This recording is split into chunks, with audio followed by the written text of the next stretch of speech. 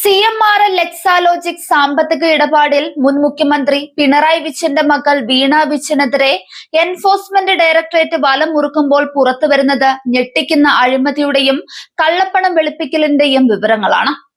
കേവലം 2.78 കോടിയുടെ IT സേവന തട്ടിപ്പിൽ തുടങ്ങിയ അന്വേഷണം ഇപ്പോൾ ഹവാല ഇടപാടുകളും വ്യാജ കമ്പനികളും ഉൾപ്പെട്ട കോടികളുടെ അന്താരാഷ്ട്ര സാമ്പത്തിക തട്ടിപ്പിലേക്കാണ് വിരൽ ചൂണ്ടുന്നത്.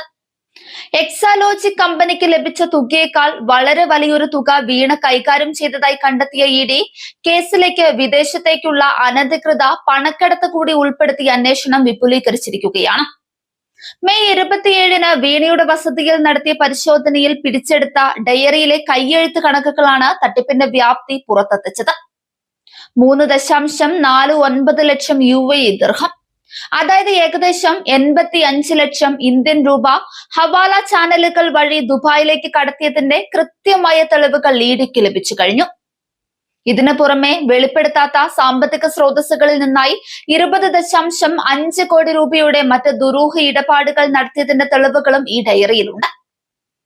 അതീവ രഹസ്യമായി വിവരങ്ങൾ കൈമാറാനും അന്വേഷണ ഏജൻസികളുടെ നിരീക്ഷണം വെട്ടിക്കാനും മറ്റൊരാളുടെ പേരിൽ വ്യാജമായി എടുത്ത സിം കാർഡ് വൈഫൈ റൂട്ടറിൽ ഘടിപ്പിച്ച് ഇന്റർനെറ്റ് കോളുകൾ നടത്തിയാണ് വീണ ആശയവിനിമയം നടത്തിയതെന്ന് ED കണ്ടെത്തിയിട്ടുണ്ട്.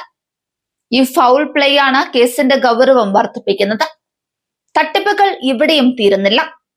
വീണയുടെ പങ്കാളിത്തത്തിൽ പ്രവർത്തിക്കുന്ന ലേക്കർ ഇന്ത്യ കോർപ്പറേഷൻ എന്ന ബോർഡ് വെച്ചുള്ള കപട സ്ഥാപനത്തിന്റെ വിവരങ്ങളും പുറത്തുവരികയാണ്. കോഴിക്കോട് പന്തീരാങ്കാവിലെ ഒരു കെട്ടിടത്തിൽ കടലാസിൽ പ്രിന്റ് ചെയ്തൊട്ടിച്ച പേര് മാത്രമാണ് ഈ കമ്പനിക്കുള്ളത്. ഒരു പ്രവർത്തനവും നടക്കാത്ത രജിസ്ട്രാർ ഓഫ് കമ്പനിയിൽ വിവരങ്ങൾ പോലുമില്ലാത്ത ഈ സ്ഥാപനത്തിന്റെ പേരിൽ കോഴപ്പണം വെളുപ്പിക്കുകയാണ് ലക്ഷ്യമെന്ന് പകൽ പോലെ വ്യക്തം.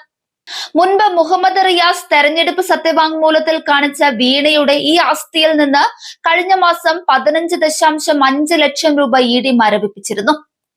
CMRL കമ്പനി കഴിഞ്ഞ 15 വർഷത്തിനിടെ ഉണ്ടാക്കിയ 182 കോടി രൂപയുടെ വ്യാജ പണച്ചെലവുകളിൽ നല്ലൊരു പങ്കും വീണ ഉൾപ്പെടെയുള്ളവർക്ക് കൈക്കൂലിയായി നൽകാനാണ് ഉപയോഗിക്കുന്നതെന്ന് SFIOയും EDയും ഒരുപോലെ സ്ഥിരീകരിക്കുന്നുണ്ട്. ഓഗസ്റ്റ് 18-ന് കോഴിക്കോട്ടെ 9 കേന്ദ്രങ്ങളിൽ ED നടത്തിയ മിന്നൽ പരിശോധനയിൽ CPM പ്രാദേശിക നേതാക്കളുടെയും മുഹമ്മദ് റിയാസിന്റെ അടുത്ത സുഹൃത്തുക്കളുടെയും വസതികളിൽ നിന്ന് ഡിജിറ്റൽ ഉപകരണങ്ങളും ഹവാല ഇടപാടുകളുടെ തെളിവുകളും പിടിച്ചെടുത്തു.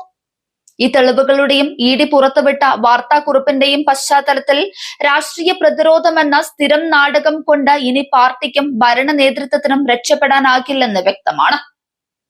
ED അന്വേഷണത്തെ രാഷ്ട്രീയ വൈരാഗ്യമായി ചിത്രീകരിക്കാൻ MV ഗോവിന്ദൻ ശ്രമിക്കുമ്പോഴും മറ്റ് മുതിർന്ന നേതാക്കൾ ഇതിൽ പുലർത്തുന്ന മൗനം ശ്രദ്ധേയമാണ്. മുൻപ് നിയമസഭയിലും തെരുവിലും കായികമായി പ്രതിരോധിക്കാൻ ഇറങ്ങി ജയിൽവാസം അനുഭവിച്ച സഖാക്കളുടെ അവസ്ഥ ഓർമ്മയുള്ളത് കൊണ്ട് തന്നെ തട്ടിപ്പുകൾ ഒന്നൊന്നായി പുറത്തു വരുമ്പോൾ CPM പ്രതിരോധത്തിലായിരിക്കുകയാണ്. വരും ദിവസങ്ങളിൽ വീണ വിജയനെ ചോദ്യം ചെയ്യാൻ വീണ്ടും വിളിപ്പിക്കുന്നതോടെ ഭരണകൂടത്തിന്റെ സാമ്പത്തിക തട്ടിപ്പുകളുടെ മുഖംമൂടി പൂർണ്ണമായും അഴിഞ്ഞു വീഴും.